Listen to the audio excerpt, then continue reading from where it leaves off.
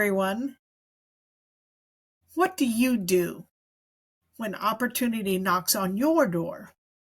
Do you grab at it and then find yourself second guessing the decision you made? Do you constantly ask yourself, did I make the right decision? It's easy to doubt yourself, especially in today's world when there are just so many choices to make. When I decided to move from sunny California to the beautiful southern Oregon coast, I was confident and excited. My new home nestled amongst the trees along the Chetco River, 3 miles outside of town. The house had enchanted me the moment I laid eyes on it. I could hardly wait for the workers and the painters to finish up so I could move in and enjoy its promise of peaceful serenity. So the day finally came. I moved in. And once alone, to my shock, a rush of anxiety consumed me. It began each time I drove that narrow 2-lane winding river road to and from town. The ghost of my dead husband, Jack, appeared in the passenger seat. He had always worried about everything, especially new situations.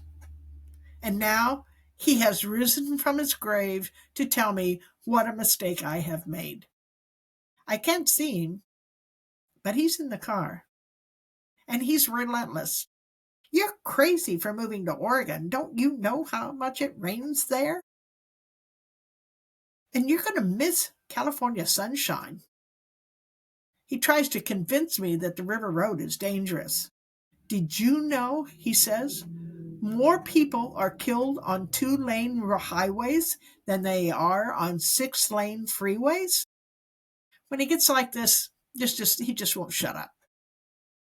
You don't even know anyone here. What will you do if something goes wrong? I reminded him that my girlfriend had moved here a year before me, and she had begged me to move here. But my tummy tightens up into a knot, betraying me, because it reminds me she was nearly as critical as my late husband is. I wondered why I even kept her as a friend. I'm angry now. I take a sharp curve faster than I should. My knuckles are white as I grasp the steering wheel, and my eyes are glued on the road. If he weren't dead, he'd be giving me the snark eye look right now. He says, you know I'm right. Are you forgetting? Remember what the locals told you? We won't exactly be living 3 miles living outside of town. This is where our argument would have escalated if he were really in the passenger seat and not dead. I can't help but react, even though that he's not there. I can't help but react. I startle myself. I'm yelling out loud. We? Really? I shoot a fiery look of my own at the empty seat where I think he is. I know he's not there, but still, I'm pissed. I clench my teeth. I didn't say out loud what I was thinking. Do you remember? I was alone before I met you, I tell him.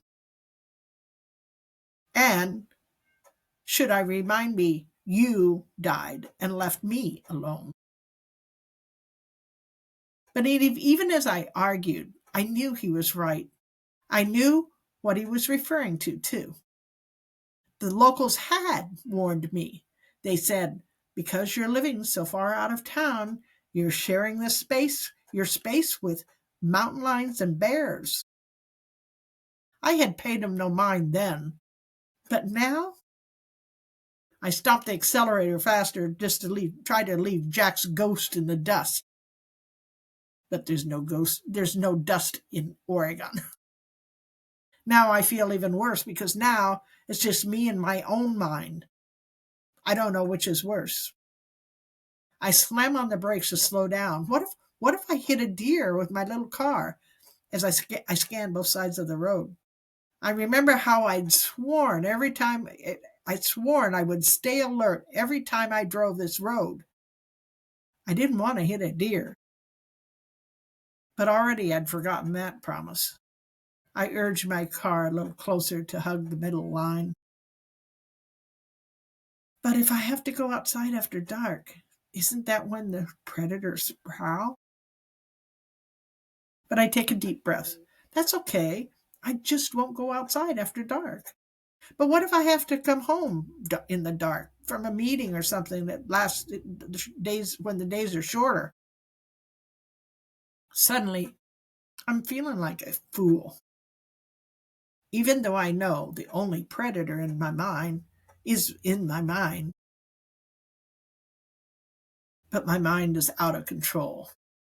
So it also brings up now about how the locals had also warned me about the vicious, fierce winter winds. Trees fall across the road, they said. So now I notice it seems like every tree is leaning towards the road. What if one falls on me now? Or what if one crashes into my bedroom when I'm sleeping? Finally, I approach my driveway. My heart's racing. I stomp on the accelerator so my little car groans in complaint as it crawls up the steep incline. Even my driveway is challenging. My girlfriend has named it Mr. Toad's Wild Ride. Slipping into my car part, I come to a stop and I let out a deep breath I'd been holding. During the short distance from town to my home, I had succeeded in tearing up that decision of buying this house into shreds. I can't come up with one good reason why I've bought this place. What have I done? I've made a mistake. Moving here was a bad idea.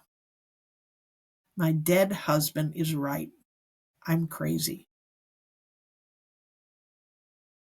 How many times have you done what I just demonstrated? When something once which seemed so right now seems so wrong? In the end, I kept my house. How could I not? It was so enchanting. And in spite of my fears, I chose to not go running and crying back to California. I just endured the drive back and forth to town until one day I realized something amazing had happened. Every time I maneuvered that now familiar 2-lane road, I did it with ease. Not only was the drive comfortable, it had become magical and spiritual and meditative. I had stuck it out long enough that it had become familiar. And here is what I've discovered. The cure for my anxiety was never about the decision itself.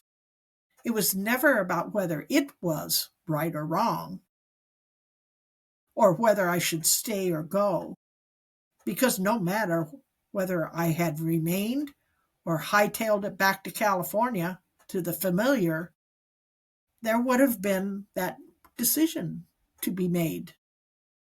And as sure as night follows day, anxiety would have raised its ugly head if I didn't figure out the root of my anxiety. So, what is the cause of my anxiety? What are the steps we can take to arrive at the right decision,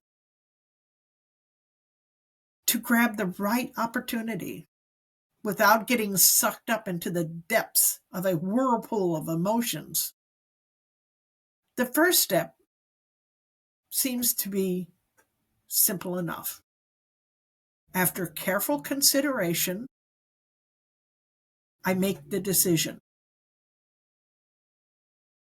when an opportunity knocks on my door. You can pray about it first if you are one to do that sort of thing.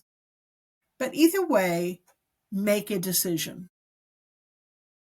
And the second step is make a commitment to accept the outcome of your decision, no matter what. In other words, marry your decision. And then when self-doubt, the waves of self-doubt come along, you have already made a commitment to see it through. And number 3, that's the secret sauce. Number 3, you must trust the outcome. If you prayed first to whomever you think is running the show, then the big guy will be driving. And I guarantee your journey through the sneaker wave experience of anxiety will be an amazing ride. On the other side, if you believe you are running the show yourself and everything is up to you, then your journey will be much like Mr. Toad's Wild Ride. But either way, whether you drive or you let the big guy drive, whether you take the kiddie ride or the wild one, because you made the commitment, I guarantee you will be empowered by seeing it through. And here's what happened to me. I had signed up for the hard ride at first until I understood I didn't have to drive. I could go first class and that there was an easier, softer way. So here's what it is like now.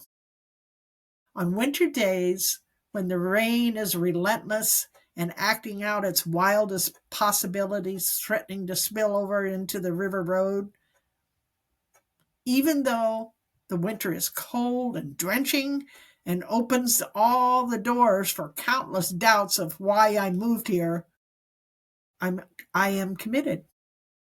I trusted my decision, and my courage was rewarded. My view as I drive up and down that deadly road, it was first class. The view was just first class and amazing. Today, I get to witness the river's churning white crests as she rushes to her fate and shivers just before the ocean swallows her up. And in the summer, when her waters offer up glittering diamonds on her mirrored surface, well, it takes my breath away. And so far, I have not hit a deer. But a tree did fall on my house while I was sleeping. But it only hit my carport, and it missed my car by 1 inch. One morning, I woke up to 20 bats who had invaded my living space during the night. Talk about anxiety. I had no desire to spend my time in pondering that decision. Would opening up all the doors let in even more bats, or would they just all leave? I didn't mess around. I made a decision and trusted and accepted the outcome. Whichever way it went down. I trusted I could handle the outcome. In less than 5 minutes after I opened the doors, they were gone. Like magic. Today, my perception of my now familiar river road has been transformed. It is not a whale swallowing me up. It has become a 3-mile canopy of natural beauty. And each time I drive it, it's like entering into Alice's rabbit hole. It leads me into a wonderland that fills me with joy and an awe like nothing I have ever experienced. So I suggest to you, when opportunity knocks on your door, consider those 3 steps and then take the ride. First class or not, hard or the easier, softer way. Either way, it will transform you. Thank you so much for listening. I love you, and I hope to meet you as we ride first class through this beautiful life. I'm Judy Howard, and I'm making it happen.